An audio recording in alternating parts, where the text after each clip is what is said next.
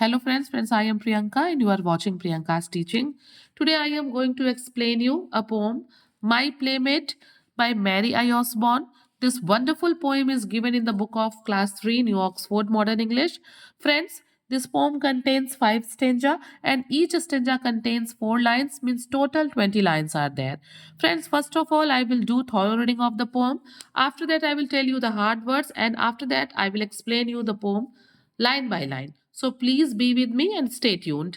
I often wonder how it is that on a rainy day a little boy just like myself comes out with me to play. And we step in all the puddles when walking through the town, but though I stand the right way up, he is always upside down. I have to tread upon his feet, which is a sorry sight, with my left foot on his left foot, my right foot on his right. I really wish he would talk to me. He seems so very kind, for when I look and smile at him, he does the same I find. But I never hear him speaking, so surely he must be in some strange land the other side, just opposite to me. Mary I. Osborne. Friends, first of all, playmate. Playmate means a friend to play with. जिसके साथ हम खेलते हैं वो हमारा playmate होता है. Puddles. Puddles means a small pool of water. बारिश में हम देखते हैं ना, बारिश के मौसम में गड्ढों में जो पानी भर जाता है उन्हें हम कहते हैं puddles. Okay? Tread. The another word is tread. Means put your foot. अपने पैर को किसी चीज पे रखना is called tread. A sorry sight means a sight which is not pleasant. A sad thing to see. Okay? जो चीज हमें देखने में बुरी लगे. Seems means looks or appears. Okay?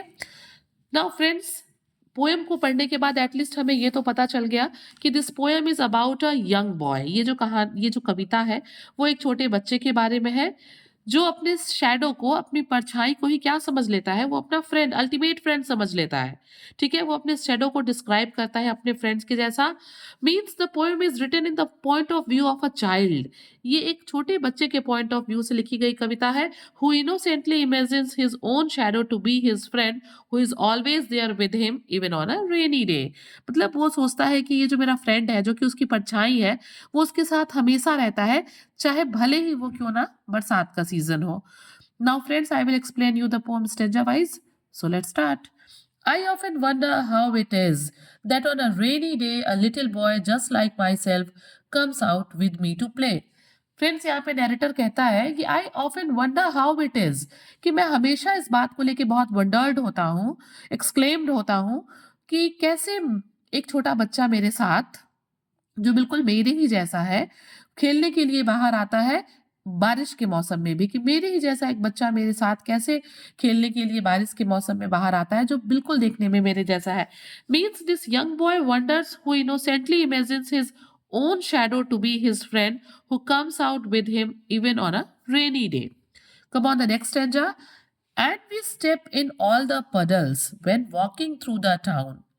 Narrator यहाँ पे कहता है कि दोनों ही यंग बॉय और उसका रिफ्लेक्शन मीन्स उसका प्लेमेट, ये दोनों जो एक साथ जो है पडल्स में जो है अपने पैर को रखते हैं, जैसे छोटे बच्चे बारिश के मौसम में खेलते हैं ना पानी में स्प्लैश करके, ठीक वैसे ही यहाँ पे यंग बॉय और उसके रिफ्लेक्शन मीन्स उसका प्लेमेट दोनों ही क्या करते हैं, वो जो है when walking through the town, वो टाउन में घूमते समय क्या करते हैं, पडल्स में अपने पैरों को रखते हैं, स्टेप इन करते हैं उसमें. बट दो I stand the right way up he is always upside down. But यहाँ पे जो यंग बॉय है वो कहता है कि जब भी मैं इस पडल्स में पैर को रखता हूँ मैं तो सीधा खड़ा रहता हूँ, लेकिन जो मेरा प्लेमेट है he is always upside down, मतलब हमेशा जो है वो उल्टा होता है.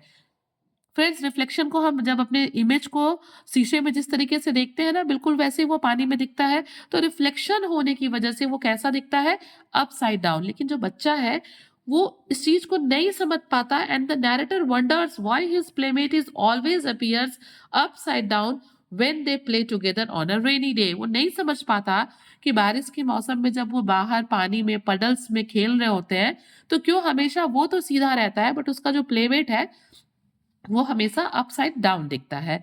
Now come on the next stanza and the third stanza. I have to tread upon his feet which is a sorry sight. यहाँ पे जो यंग बॉय है वो कहता है कि मुझे अपने पैरों को उसके पैरों के ऊपर रखना पड़ता है, ठीक है? I have to treat means put your foot on, okay? वो कहता है कि मुझे अपने पैरों को उसके पैरों पे रखना पड़ता है, which is a sorry side, जो कि एक गुड प्लीजेंट साइड नहीं है। That is a sad thing to see. वो एक मतलब दुख ही करने वाली चीज है, जिसे मैं देखता हूं तो मुझे दुख होता है। With my left foot on his left foot, my right foot on his right. और वो उसको डिस्क्राइब करते हुए, अपने पैरों को उसके पैरों पे रखने को वो डिस्क्राइब करते हुए कहता है कि मेरा लेफ्ट फुट उसके लेफ्ट फुट पे होता है और मेरा राइट फुट उसके राइट फुट में हो सकता है। Friends, you can see here in the picture, ठीक है? वो इस तरीके से इस चीज को डिस्क्राइब करता है। Means the two boys play together and the narrator has to step on his playmates feet because playmate is always upside down. हमेशा प्लेमेट के अपसाइड डाउन होने की वजह से जो यंग बॉय है उसके उसका लेफ्ट लेग उसके लेफ्ट लेग पे और उसका राइट लेग उसके राइट लेग पे होता है। Now come on the fourth stanza. I really wish he would talk to me. He seems so very kind. For when I look and smile at him, he does the same I find.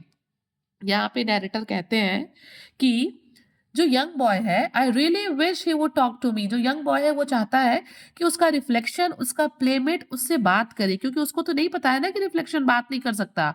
वो छोटा बच्चा चाहता है कि उसका reflection उससे बात करे। ही सीम्स सो वेरी काइंड। और छोटा बच्चा कहता है कि जो मुझे मेरा प्लेमेट है वो मुझे बड़ा ही काइंड अपीयर होता है, काइंड फील होता है, काइंड दिखाई देता है, ठीक है? For when I look and smile at him he does the same I find. और यहाँ पे नैरेटर कहता है कि जब यंग बॉय उसको देख के मुस्कुराता है, उसकी तरफ देखता है, तो वो भी उसकी तरफ देखता है और मुस्कुराता है। ऐसा क्यों होता है? क्योंकि ये उसका रिफ्लेक्शन है। Means friends, the narrator wishes his silent playmate would talk by the seems kind bye smiling back. मतलब ही सीम्स काइंड, मतलब उसको वो चाहता है कि जिस तरीके से मैं उसको देख के बात कर रहा हूँ वो मुझसे भी बात करे, क्योंकि जब वो उसको देख के मुस्कुराता है तो रिफ्लेक्शन मुस्कुराता है, जब वो देखता है तो रिफ्लेक्शन भी उसकी तरफ देखता है। तो ऐसे यंग बॉय चाहता है कि जब मैं उससे बात करता हूँ तो वो भी मुझसे बात करे। Now come on the fifth and the last stanza of the poem. But I never hear him speaking. यहाँ पे यंग बॉय कहता है लेकिन मैंने कभी भी उसको बात करते हुए नहीं सुना है। So surely he must be in some strange land the other side just opposite to me. कि वो कहता है कि मैं मतलब श्योर हूं कि वो जरूर किसी स्ट्रेंज लैंड से है जो कि मेरे अर्थ के अपोजिट में है, जस्ट अपोजिट टू मी। आप देख सकते हैं ना, ये बॉय भी इसके अपोजिट है। तो यंग बॉय को क्या लगता है कि वो जरूर किसी मतलब स्ट्रेंज लैंड से है जो उसके ऑपोजिट है, ठीक है? Means the narrator figures that his playmate must be from a strange land on the other side opposite to where the narrator is. कि उसको लगता है कि मैं जहां से हूं उसके अपोजिट साइड से उसका प्लेमेट है। तो फ्रेंड्स, हम देख सकते हैं कि कितने इनोसेंटली जो यहाँ पे यंग बॉय है वो अपने ही शैडो को अपना एक अल्टीमेट मेट, अपना एक फ्रेंड मान लेता है और उसके बारे में वो इतनी चीजें सोचता है। Friends, if you like the explanation please do share to others and very thank you for watching.